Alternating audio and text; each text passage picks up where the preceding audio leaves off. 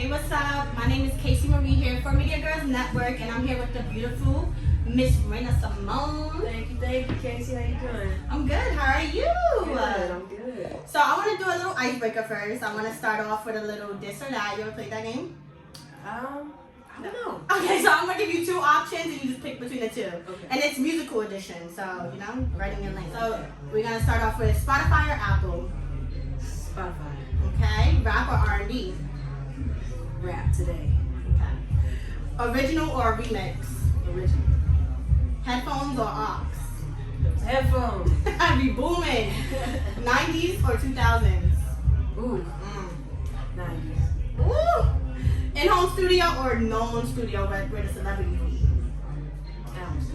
Okay.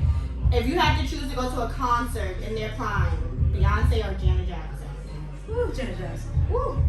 All right, and last one. If you had to pick somebody in the verses, are you picking Nicki or are you picking Ken? Oh, that's a trick question. But you know what?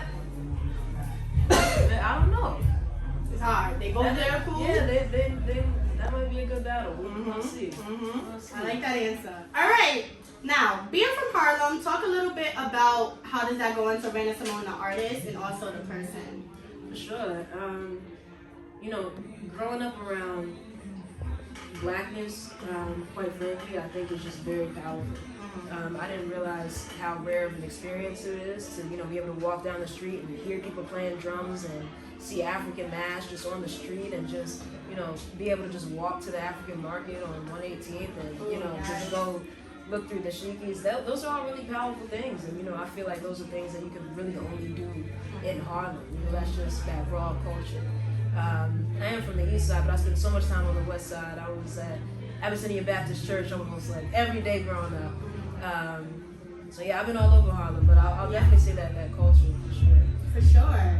Now, I did a little bit of research on you, and I saw that you graduated from Howard. Is that right? All right, with political science degree. So it makes sense. Science, philosophy, economics. Yeah, so it all kind of intertwines and connects because your music is so powerful and it speaks to people. And a lot of people sit here and kind of, put people in a box of what type of genre you'll be in. People say conscious, political. Do you feel like you belong in that box, or do you feel like you're versatile and you can kind of hit any lane or any genre? For sure. Whenever I feel like people are putting me in a box, my natural instinct is to step out of it. And so I actually feel like that's what I did with this project, To My Heart. So. Yes. Now let's talk about that EP, To My Heart. Tell me a little bit why you named it that. Well, uptown, when people got love for you, they'll call you my heart. And so it's like, I got you, my heart, I love you, my heart. And with that being said, it was a way of mine not calling out what's going on, but calling people in. I don't want to call us out, but I want to call it in. It's to my hearts because I love y'all, but we got to understand what we're doing and the ramifications of where some of this music can lead us. But at the end of the day, I called it To My Hearts because it's to the people I love who I want to protect and who I want to hear the message. And do you feel like that's just to like your inside circle, or that's just to anybody that can relate? Like if that's to the black and brown community, or that's to everybody? Whenever I'm speaking, I'm always speaking to the black community. Okay, period. Yes. Now, you have only 5 songs on this EP. I know you be writing. I can just tell you be writing. Now, how hard was it to only pick 5 songs? No, it was very difficult. Thankfully with this one, well, to be honest with you, I had a much longer project. I had an album of about 20 songs or so, and we ended up cutting it up into several different EPs. And so, just what went together sonically. This project, I put all the drill records from what would have been the larger project on this project, and that was the first one. But there's a lot of, classic hip-hop coming, there's a lot of R&B coming, there's a lot of, even trap sounds and experimental, Afrobeat, different type of sounds coming, so there's a lot on the way. Now, tapping a little bit about the drill, because New York is on the drill scene, and a lot of men really touch on drill. So talk about a little bit about you being a woman and kind of like tapping into that element, and also talk about, because the lyrics that you have don't really like coexist with drill music. Right. So talk a little bit, was that a challenge for you, or like did you want to step out and show that you can rap on a drill beat and not talk about violence and stuff like that? So it actually wasn't a challenge for me. I'm a producer first, and so I produce all sorts of genres, and I got really, really into producing drill beats just because it's a new sound that really, really interests me. I feel like hip hop for so long has been looking for that next direction that we're about to head in. And really, when you listen to drill beats, it's a mix between hip hop bass patterns or trap bass patterns and reggaeton and reggae hi-hat patterns, and it's just bringing those things together. And so it's only really drill music when you add drill content to it. So I don't consider myself a drill artist, but I am someone who really likes the sound.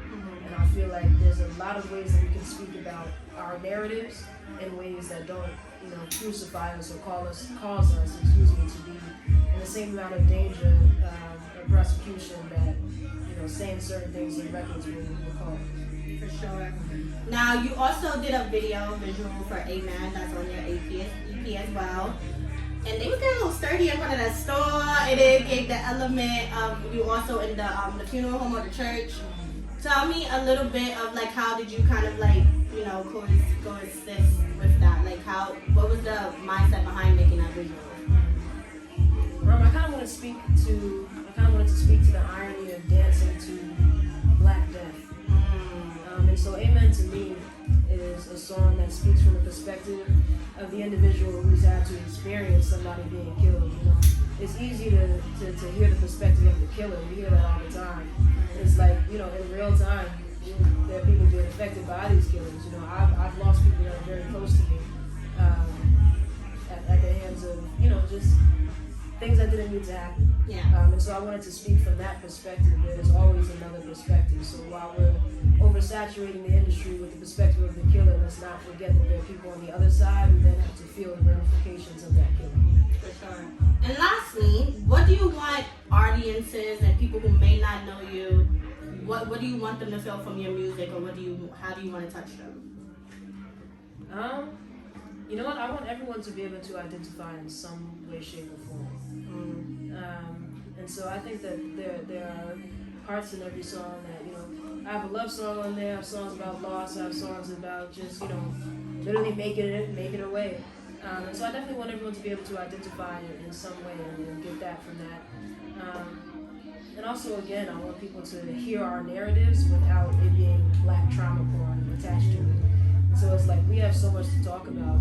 I want people to hear us and not just hear the beat and, dance to our pain. I want people to hear what we're saying. For sure. Well, thank you so much for chilling with us here on Media Girls Network. You are such a gem. And I appreciate you all so much. Yes, and we can't wait to see the next visuals and all that stuff coming out. Thank you for keeping up. Yes, for sure. This is Casey Marie for Media Girls Network. I'm here with Raina Simone, and we out here.